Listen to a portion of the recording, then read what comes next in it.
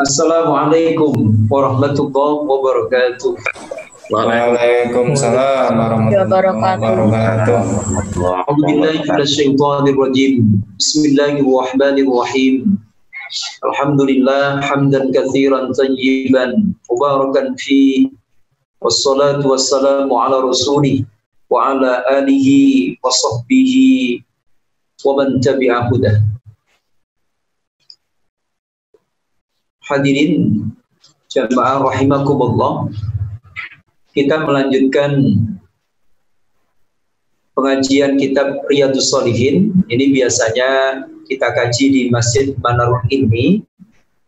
Hari ini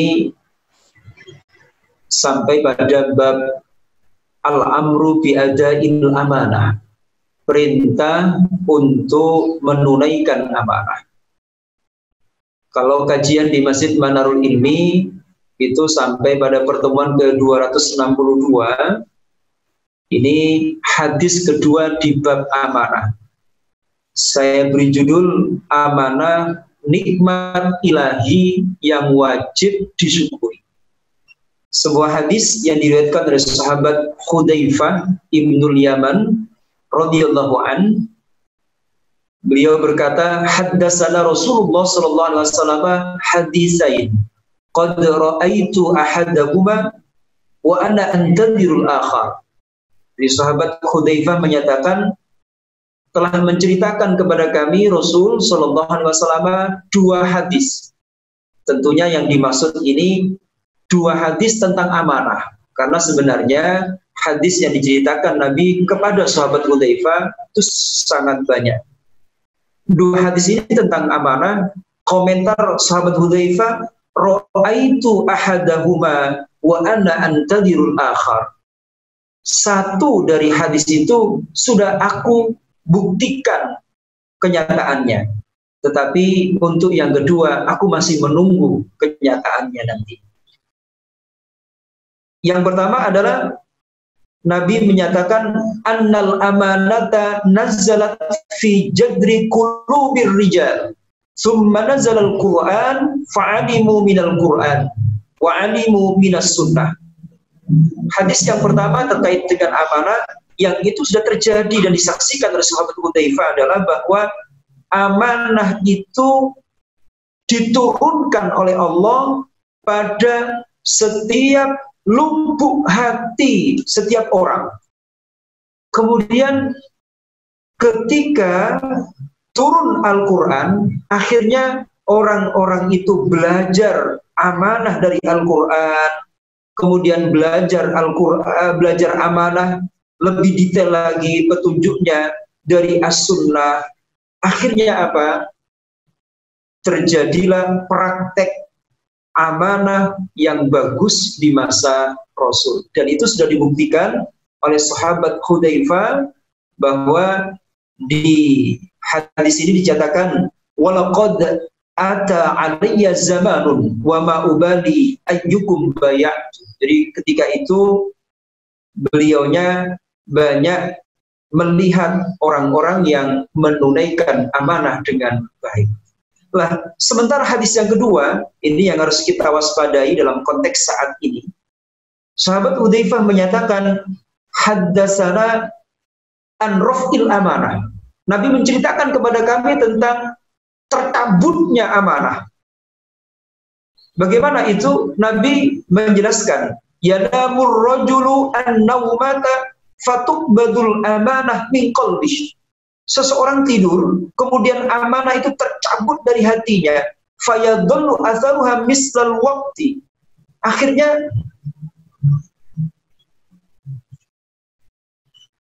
ya tidur lagi. Jadi amanah itu tercabut dari hatinya hingga tinggal bekasnya yang sangat sedikit.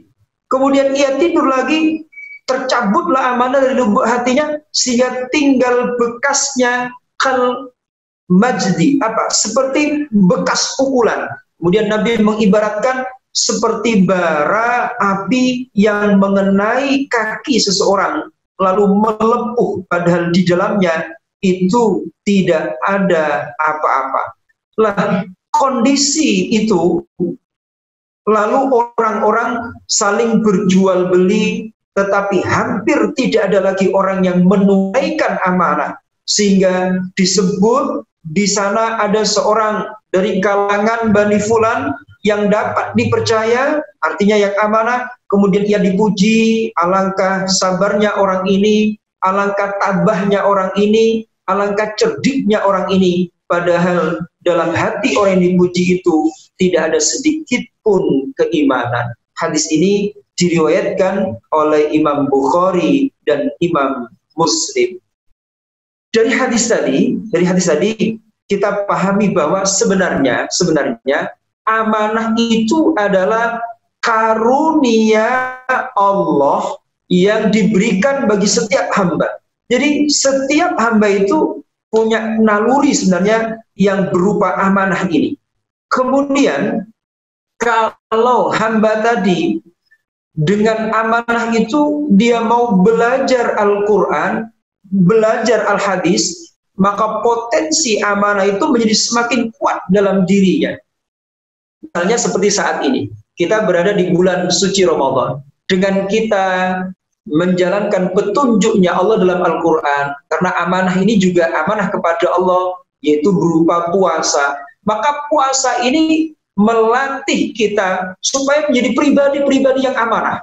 Jadi mulai subuh sampai maghrib itu makanan di meja kita milik kita sendiri, tapi karena Allah menyatakan tidak boleh disentuh, tidak boleh diambil, tidak boleh dimakan, tidak ada orang yang lihat sekalipun, maka kita berusaha untuk tidak menyentuhnya sama sekali. Maka ini artinya apa? Kalau alumni madrasah Ramadan ini terhadap yang halal saja dia bisa mengerem dirinya, apalagi terhadap yang haram. Maka kalau kita telusuri, misalnya di dalam Al-Quran surah Al-Baqarah, ayat tentang puasa itu mulai dari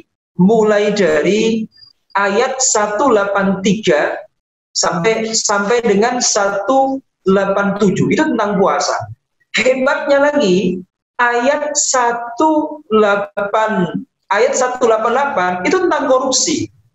Artinya apa? Terkandung pesan bahwa ketika orang itu menjalankan puasa dengan baik, kemudian dia menjadi pribadi-pribadi yang amanah, akhirnya apa? Dia menjaga dirinya, tidak akan mengambil hak milik orang lain secara zalim. Maka kalau mau kita cermati, saya baca misalnya ayat 188, wala taqulu amwalakum bainakum bil batil wa tudlu biha ilal hukam litaqulu fariqam min amwalin nasi bil ismi wa antum ta'lamun. Jangan kau makan hartamu. Artinya apa? Harta orang lain secara batin. Misalnya dikasih contoh di ayat itu, engkau memberi hakim uang supaya mengambil hak milik orang lain secara zalim, dan itu diharamkan di dalam agama. Maka sekali lagi potensi hati kita. Tapi sebaliknya, amanah ini akan lenyap. Dan ini disabdakan Nabi, nanti di akhir zaman itu akan habis sama setahap. Manakala apa? Kata Syekh Ibnu Alan As-Siddiqi, ini lisuk lifik minhu, karena perilaku yang buruk dari orang itu. Karena apa? Innallaha la bi anfusihim. Jadi kenikmatan yang diberikan oleh Allah tidak akan dicabut kecuali kalau orang itu kufur atas nikmat itu. Nikmat yang berupa amanah tidak disyukuri tapi dikufuri. Amanah dari Allah disia-siakan, akhirnya dicabut. Dan ketika setiap orang melakukan itu, maka tercabutlah amanah dan kiamat tiba. Akhirnya mari kita bersama kita pertahankan amanah ini dalam kehidupan sehari-hari, sehingga nikmat yang diberikan oleh Allah itu bisa melekat bahkan semakin bertambah. Wallahu a'lam.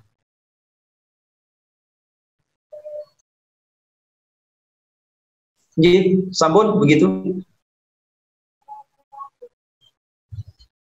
Sampun nggih.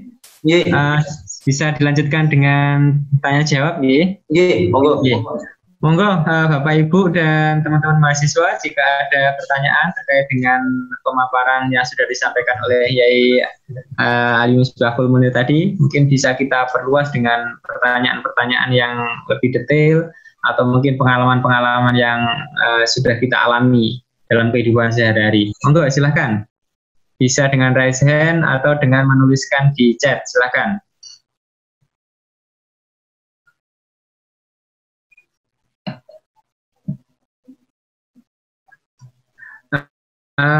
Sambil menunggu pertanyaan yang muncul, mungkin saya dulu, Ustadz. Yai.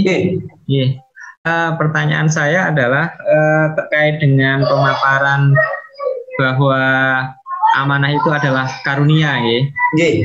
Apakah bisa dikatakan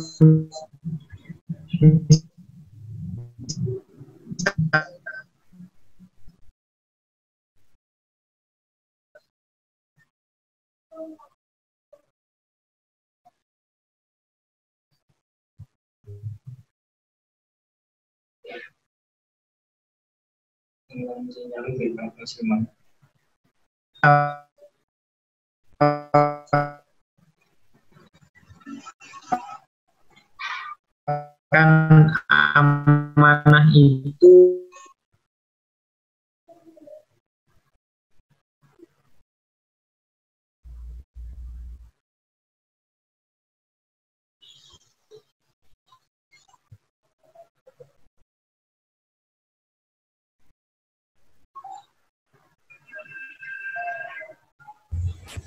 mensyukuri karunia nikmat berupa material dan batin tadi.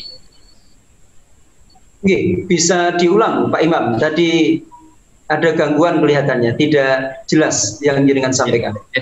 Jadi pertanyaannya adalah bagaimana cara kita untuk mensyukuri nikmat karunia amanah. Kan amanah itu menurut saya bisa saja berupa fisik atau material, misalkan harta kekayaan atau kemudian. Ya, baik, bisa saya tangkap insya Allah. Jadi amanah ini sangat luas sekali. Satu hal yang misalnya satu contoh yang sederhana, ini bisa dalam kehidupan rumah tangga, dalam kehidupan bermasyarakat, maupun dalam kehidupan berbangsa dan bernegara.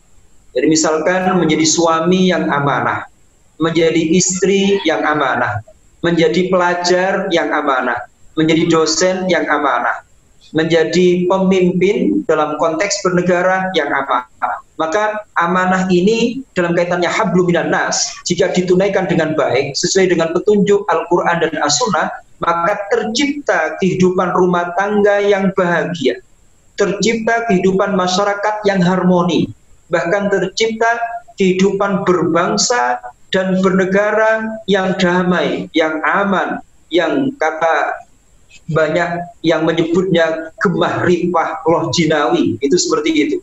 Lah, dalam konteks amanah hubungannya dengan Allah, misalnya kewajiban individu kita, wujud nyata adalah dengan menjalankan kewajiban sholat 5 waktu, menjalankan puasa Ramadan, menjalankan menunaikan zakat, dan kewajiban-kewajiban yang lainnya. Itu semuanya wujud syukur atas nikmat yang berupa amanah ini. Nah, ini kalau ditunaikan dengan baik, maka semakin tertancap kuat nikmat amanah.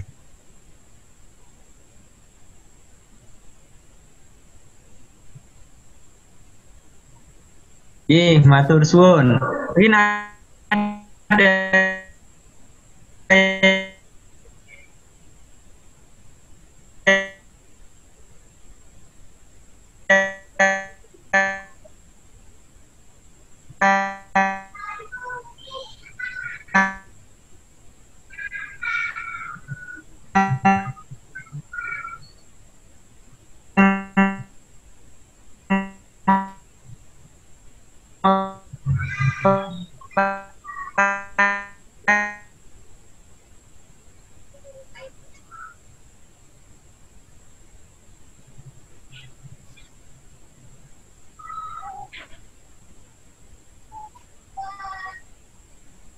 Baik, sambil menunggu, mohon izin Yai, ini apa namanya?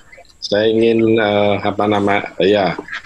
kebetulan kalau pengalaman ini ya, kalau kita melihat, saya kebetulan studi saya dulu ada 3 tempat, di ITS, di UI, lalu yang Jerman. Mengenai amanah ini, di negara yang non-muslim itu, semacam di Jerman itu kalau dari kacamata saya itu orangnya sangat amanah ya. Karena memang yang pertama itu pendidikan karakternya dimulai sejak kecil, sejak PAUD di usia dini, SD, kemudian SMP, lalu perguruan tinggi. Ya di samping itu memang sejak kecil itu diajari untuk jujur, tidak boleh cuntuhan, tidak boleh kalau ujian itu harus tidak boleh ngerpek dan sebagainya. Dan mereka melaksanakan itu walaupun non-muslim ya. Nah sekarang tugas bagaimana ini kita melatih yang di Indonesia ini, ya terutama saat ini kan hampir semua kuliah itu atau sekolah kan diadakan online ya. Oleh sebab itu perlu harus dibuat ini, yaitu lingkungan yang amanah. Nah, mohon izin ya, barangkali bagaimana ini melatih kita sendiri ya, saya pribadi ini sebagai dosen di sini, kemudian adik-adik kita bahwa amanah itu harus dilatih, kan gitu ya, ada dilatih, dan tentu saja mulai di sejak dini. Nah, mohon amalan-amalan apa ya, sehingga kiranya kita ini ketika di dalam mengemban amanah itu kita selalu jujur dan ikhlas ya. Tentu seperti yang dikatakan oleh Yai tadi bahwa kalau kita pimpinnya amanah itu negara jadi gemah ripolos jinawi gitu kan. Kemudian kalau dosennya amanah maka anak didiknya yang diajar itu insya Allah ilmunya yang barokah gitu kan.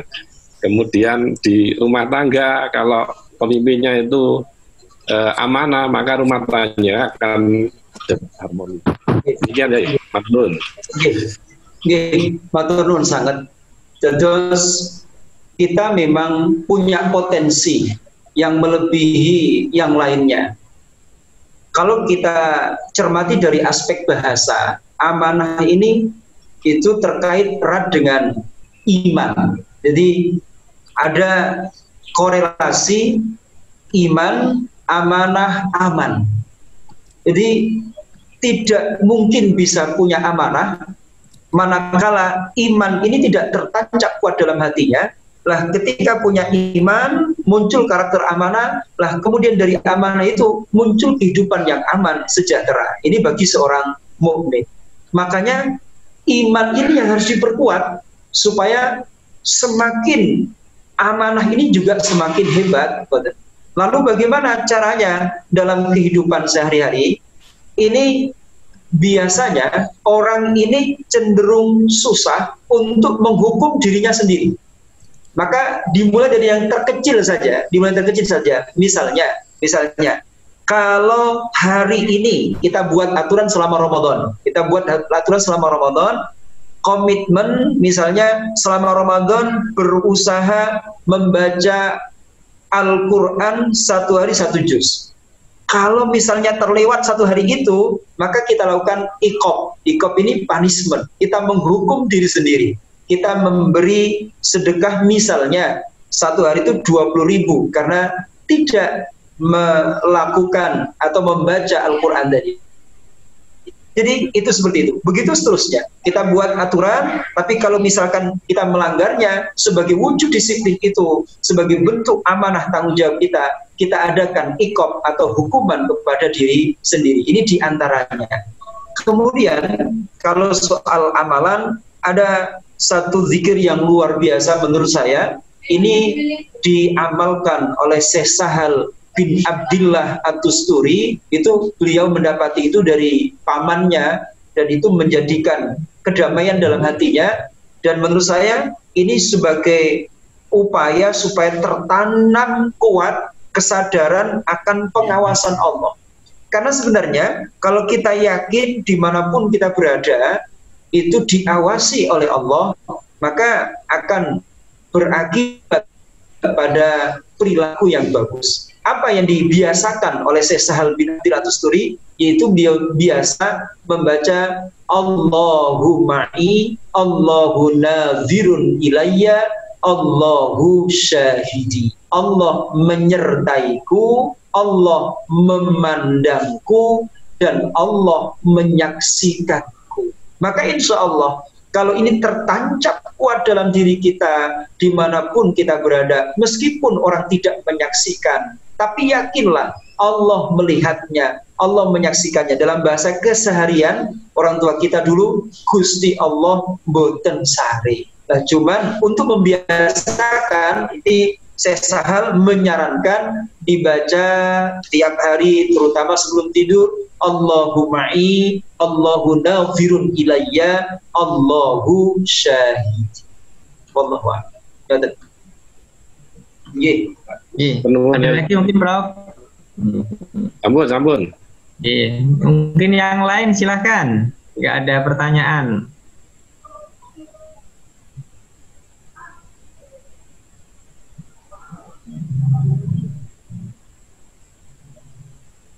Enggak, teman-teman mahasiswa, jika ada pertanyaan, mumpung Yai bisa punya waktu ini.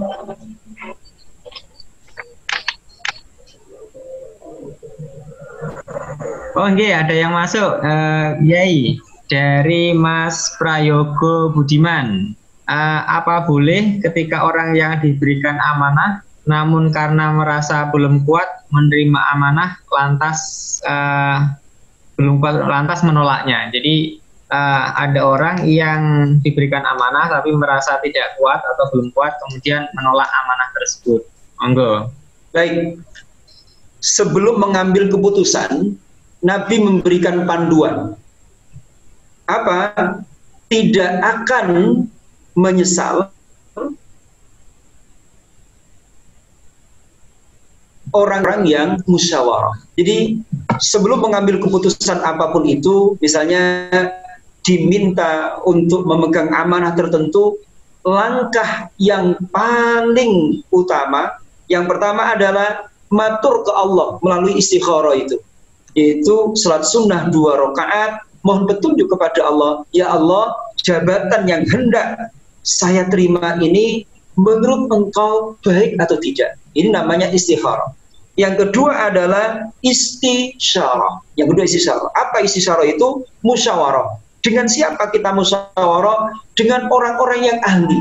Jadi yang berkompeten terhadap bidang yang hendak kita tekuni itu. Terutama juga dengan guru kita.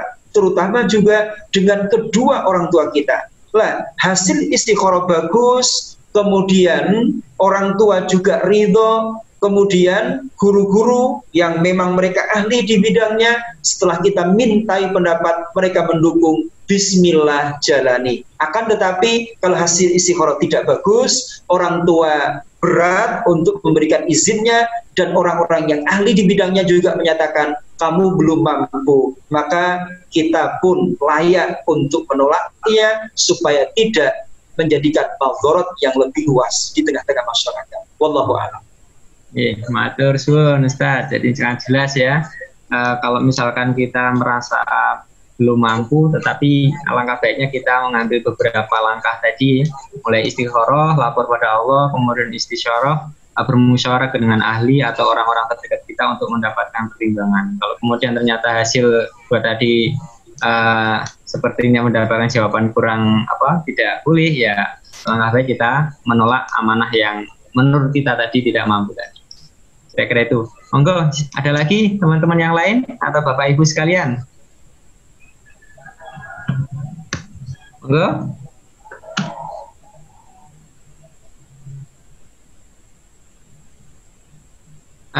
Mungkin sebelum nunggu yang lain, saya ingin ini ada lagi nggih.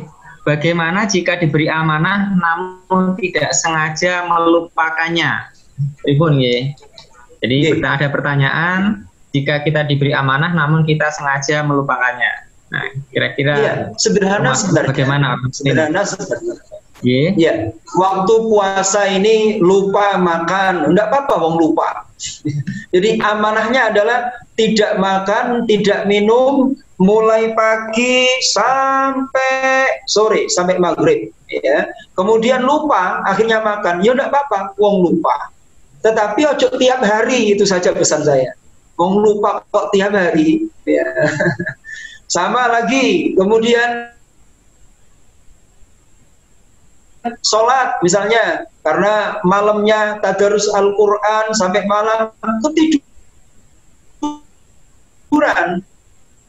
Subuh itu sampai jam 8 langsung dikontok. Pokoknya apa? Jangan tiap hari, itu saja. Jadi artinya apa? Kita harus evaluasi diri untuk semakin hari semakin lebih baik. Suatu ketika lupa itu tidak masalah.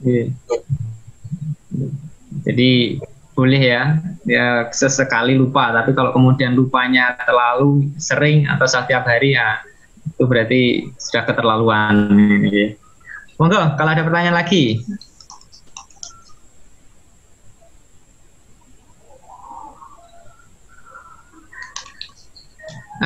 Sebelum ke teman-teman sambil menunggu Ustadz, jadi biasanya kalau terkait dengan amanah, nanti saya menambahkan pertanyaan. Biasanya kan kalau kita terkait dengan amanah itu yang terbayang di kita itu adalah pemimpin gitu ya, mendapatkan amanah. Tapi apakah kemudian rakyat seperti kita itu juga sebenarnya juga mendapatkan amanah sebagai rakyat? Nah, sehingga masing-masing punya tanggung jawab. Nah, kira-kira bagaimana menanggapi hal seperti ini? Hal ini bisa kita cermati dari apa yang disabdakan oleh Nabi kita Muhammad SAW. Kullukum ra'in wa kullukum mas'ulun an ra'iyatih. Jadi di situ setiap kalian adalah pemimpin dan setiap pemimpin akan dimintai pertanggungjawabannya. Jadi semuanya, kalau dalam konteks rumah tangga ini suami memegang amanah, istri juga memegang amanah, anak juga memegang amanah. Semuanya harus memegang amanah masing-masing. Maka dalam konteks bernegara tidak hanya para pejabat yang harus menjalankan atau melakukan amanah itu dengan baik, tetapi sebagai warga negara kita pun harus pula menjalankan amanah, memenuhi kewajiban kita sebagai warga negara dengan baik pula. Karena setiap kita akan dimintai pertanggungjawaban oleh Allah Tabaraka wa Ta'ala. Jadi masing-masing tetap punya tanggung jawab sesuai dengan porsinya. Kadang-kadang yang lupa itu kalau yang terkait dengan amanah itu biasanya pemimpin, kita itu sebagai rakyat bebas gitu ya. Karena sebenarnya kalau menurut Ryan Ustadz tadi kan masing-masing punya porsi amanah masing-masing.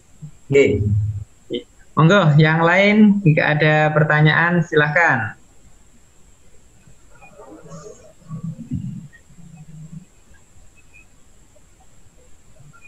Niki ada pertanyaan dari saudara Naufal Fajar.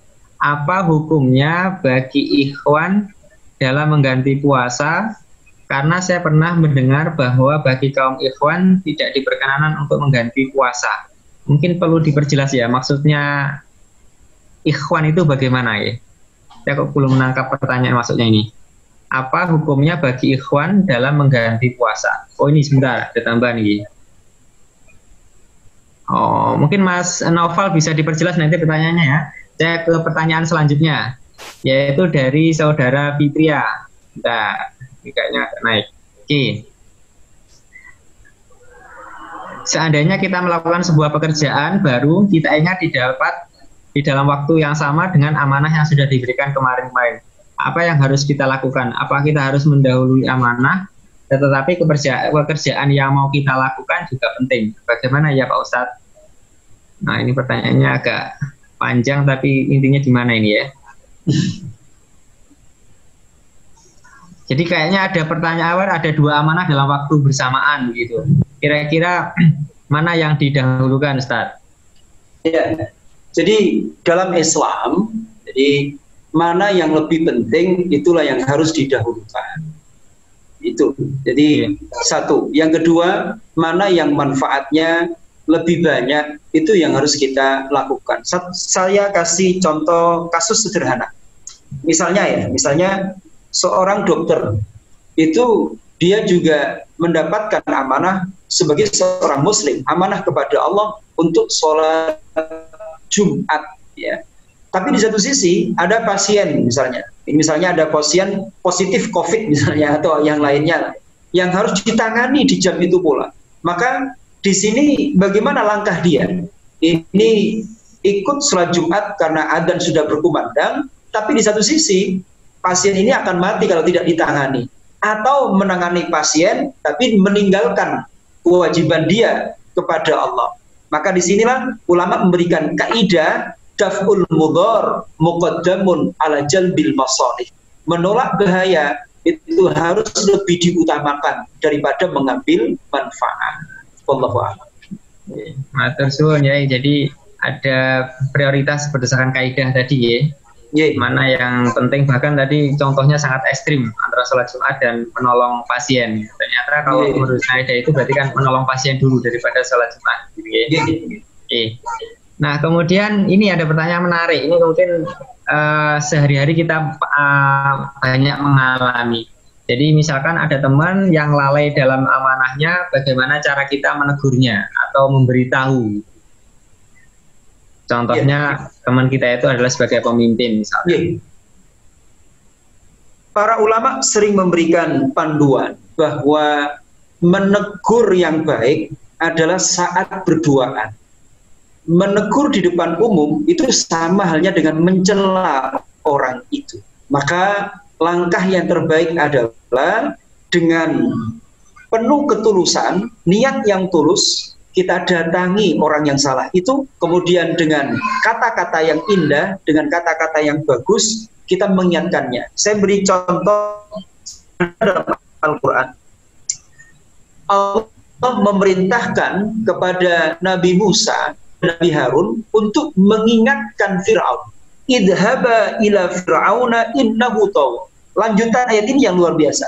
Faqula lahu qawlan layyinan. Maka kamu berdua ucapkan kepada Fir'aun itu ucapan-ucapan yang baik, jangan ucapan-ucapan yang kasar. Ini terkandung pelajaran yang sangat penting bahwa Fir'aun ini pemimpin yang zalim, menyekutukan Allah, bahkan mengaku sebagai Tuhan. Nabi Musa itu loh disuruh mengingatkan, tapi dengan mengedepankan etika yang luar biasa. Apalagi pemimpin kita seorang Muslim, pimpinan kita seorang mukmin, teman kita ini seorang mukmin, maka sebaiknya kita melakukan adab-adab yang diagukan dalam Islam dengan cara yang baik.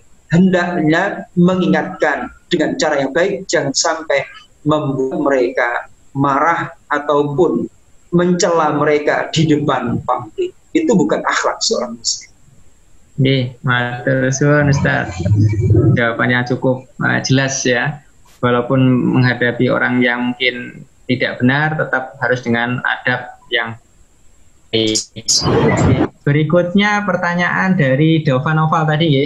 Jadi misalkan ini ada seorang pemimpin sudah menjalankan amanah, kemudian pada saat evaluasi atau mungkin laporan pertanggungjawaban gitu maksudnya ya, sebagian anggota itu yang menerima pertanggungjawaban itu tidak puas ya, atau menolak. Apakah pemimpin ini berdosa? Padahal dia sudah berusaha untuk menjalankan amanah yang diembannya.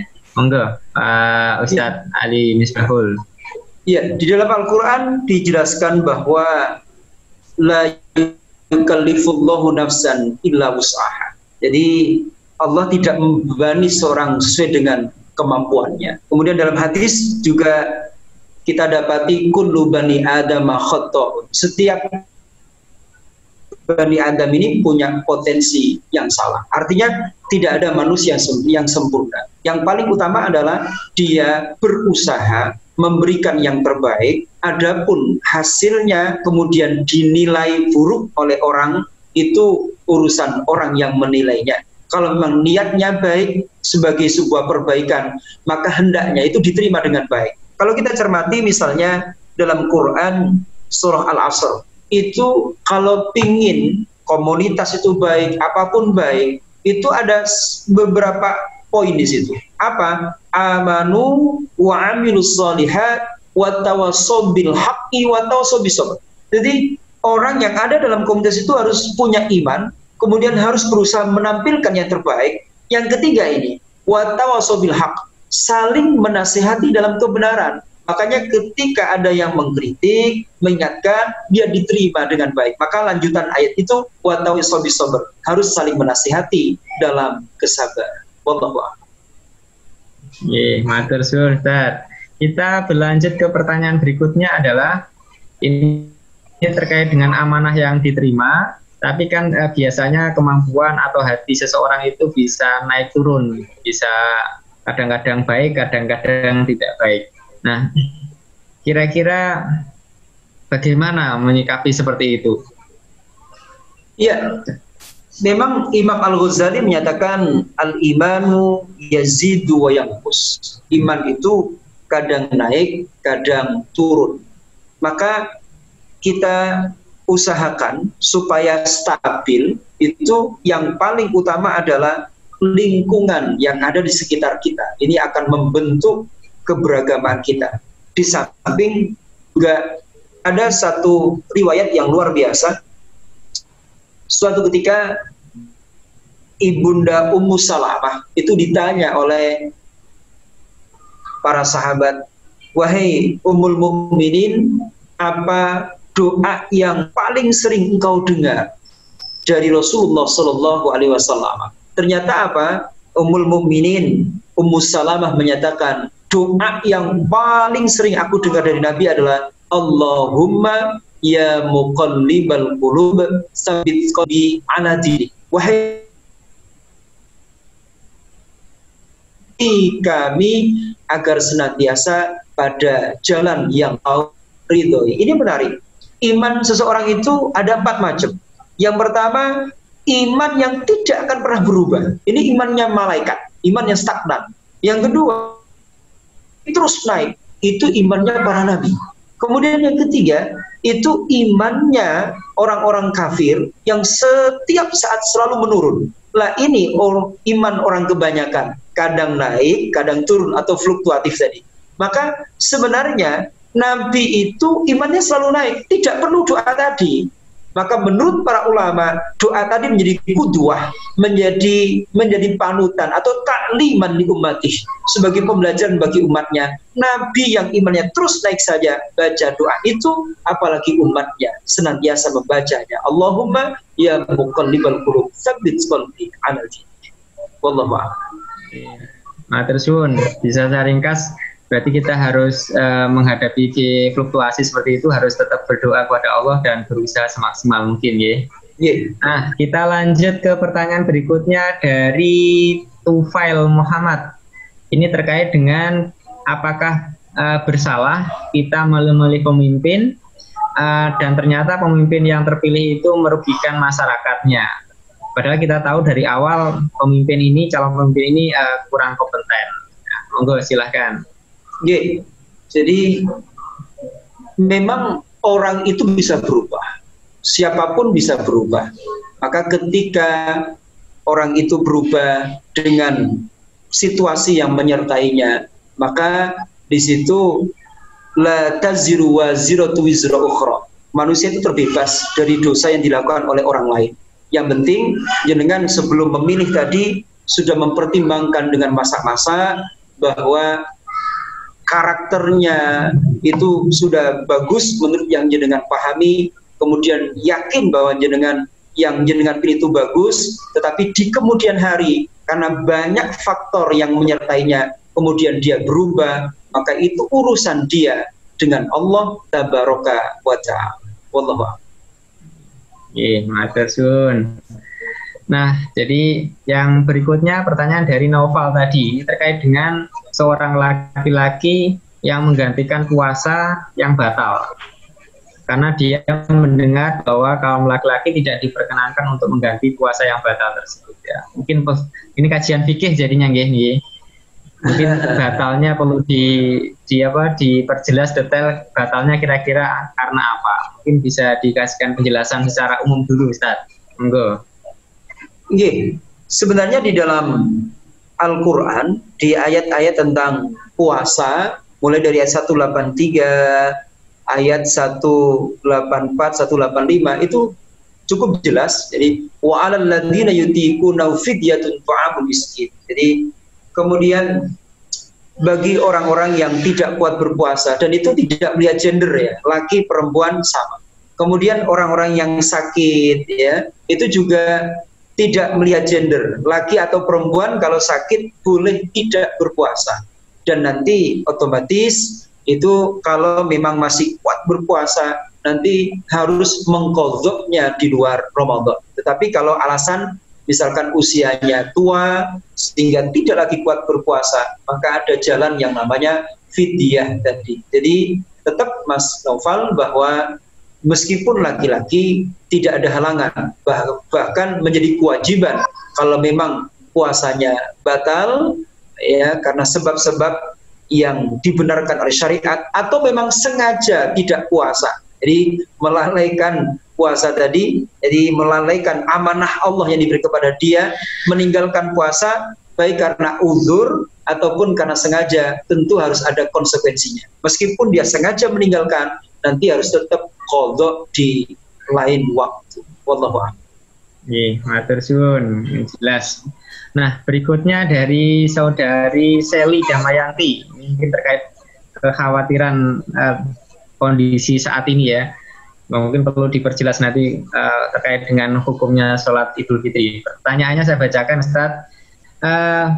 Bagaimana untuk sholat Idul Fitri nanti dengan melihat situasi dan kondisi saat ini? Misal kemungkinan apakah boleh meninggalkan sholat Id tersebut atau bagaimana baiknya? Monggo silakan. Harus dipahami bahwa sholat subuh itu wajib. Sholat Id itu sunnah. Iya, sholat subuh itu wajib, sholat Id itu sunnah. Tapi banyak yang subuh tidak sholat, Idnya justru sholat. Nah ini kisah keblinger. Ya. Artinya apa? Di sini sholat Id itu boleh dikerjakan, boleh tidak. Kalau memang di lingkungan kita mengadakan sholat Id secara berjamaah dan itu diizinkan, silahkan kita mengikutinya. Tetapi dalam aspek fikih, sholat Id itu boleh dikerjakan secara sendiri-sendiri. Jadi boleh. Tidak hanya sholat Id, sholat tarawih boleh sendiri-sendiri. Jadi begitu. Sholat gerhana boleh sendiri-sendiri. Tentunya pesan saya kalau sholat Id sendiri jangan pakai khutbah. Nah itu saja. Nih, saya rangkum sedikit bahwa hukum sholat Id itu sunnah ya. Kalau sholat subuh itu wajib. Nah, mungkin itu bisa jadi pertimbangan biar lebih jelas dan tidak khawatir. Oke Ustadz, kita lanjutkan pertanyaan berikutnya dari saudari Widya Nurul Arifin. Ini mungkin pertanyaan klasik, ini sisa-sisa pemilu mungkin ya. Menurut Ustadz, lebih baik memilih pemimpin yang Islam, yang amanah, atau pemimpin non-Islam yang tidak amanah? Ini sudah sangat jelas kalau ini. Mungkin dibalik caranya ya.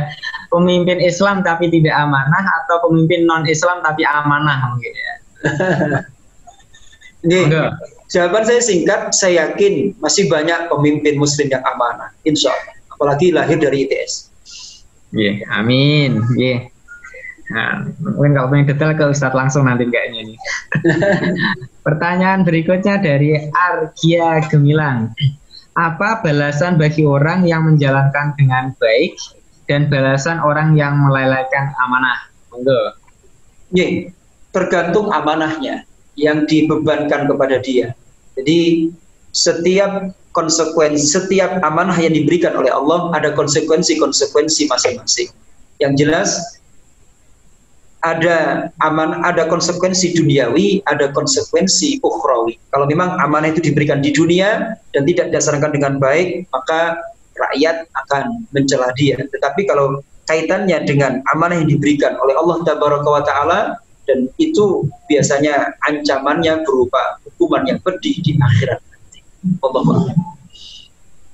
Jadi ada konsekuensi dan imbal balik kalau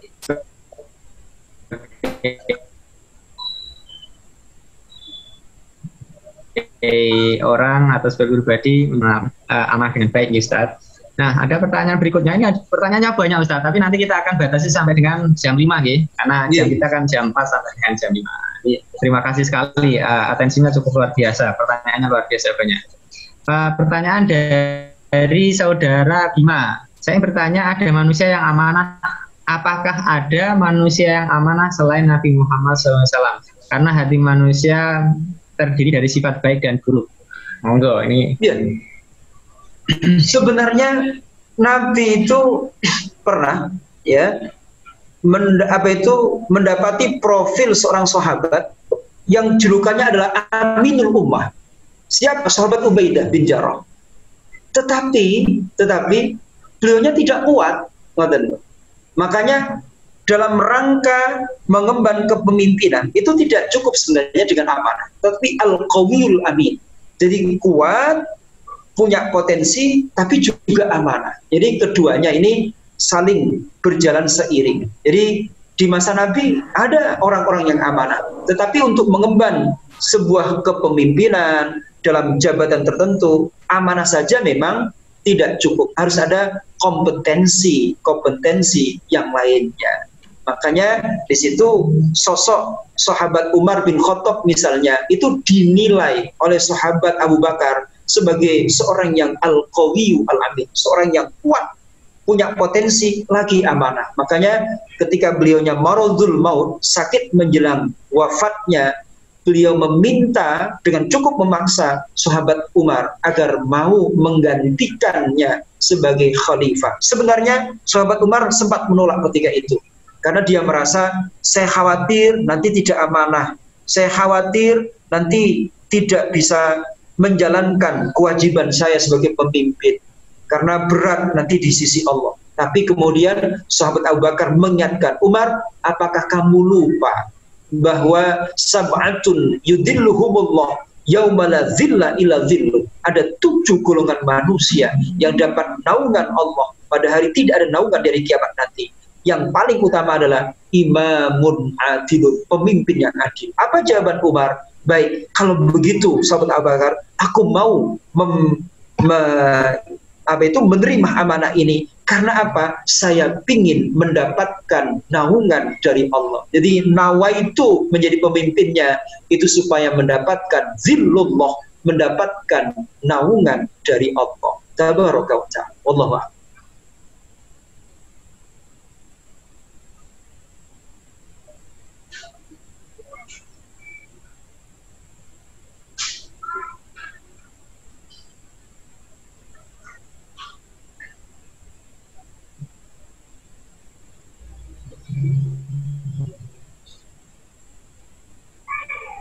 Pak Darmawan mungkin bisa digantikan sebentar karena ini jaringannya kurang baik di sini. Pak Darmawan? Oh ya Pak. Barangkali pertanyaan terakhir dari para jamaah atau adik-adik mahasiswa yang ingin mengajukan pertanyaan terakhir nih, nanti sebelum ditutup dengan doa.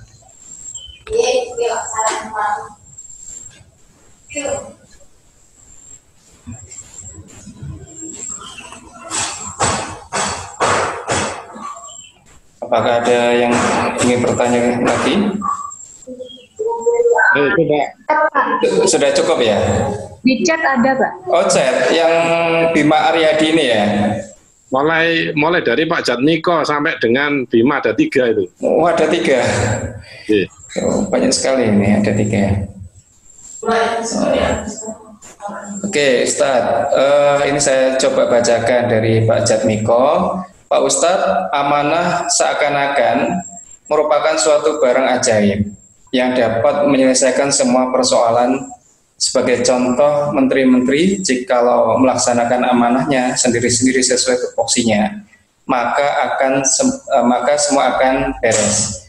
Pertanyaannya, di samping amanah itu sendiri, adakah faktor-faktor lain yang harus diperhatikan? Misalnya faktor perencanaan, pelaksanaan, dan penilaian. Terima kasih, mohon penjelasan. Baik, saya jawab singkat bahwa amanah saja tidak cukup, karena sifat Nabi itu 4, staff, siddiq, tabligh, amanah, dan fatona. Makanya amanah saja tidak cukup, tapi dia harus punya fatona, kecerdasan itu juga seperti yang disampaikan oleh Pak Jatmiko tadi, perencanaan, pelaksanaan, dan penilaian. Jadi harus ada aspek-aspek yang lainnya juga. Wallahu a'lam. Ya, Ini sekalian saya bacakan ya Ustadz ya, karena sudah ada chatnya sekalian. Assalamualaikum Pak Ustadz, mau izin bertanya, cara untuk menebus dosa kita yang pernah melalaikan suatu amanah yang diberikan kepada kita bagaimana? Dengan tujuan kita agar terbebas dari rasa bersalah, terima kasih. Ini dari Virgin Risdianto. Ya, dosa itu ada dua, haqqullah dan haqqul adami.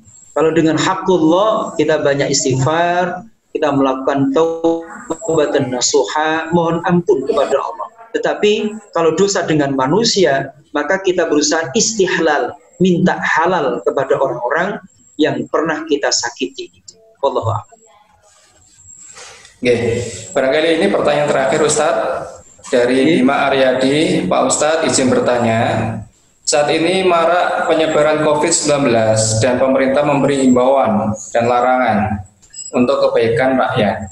Jika kita melanggar himbauan dan larangan pemerintah, apakah hal tersebut dikatakan tidak amanah? Mohon penjelasan dan terima kasih.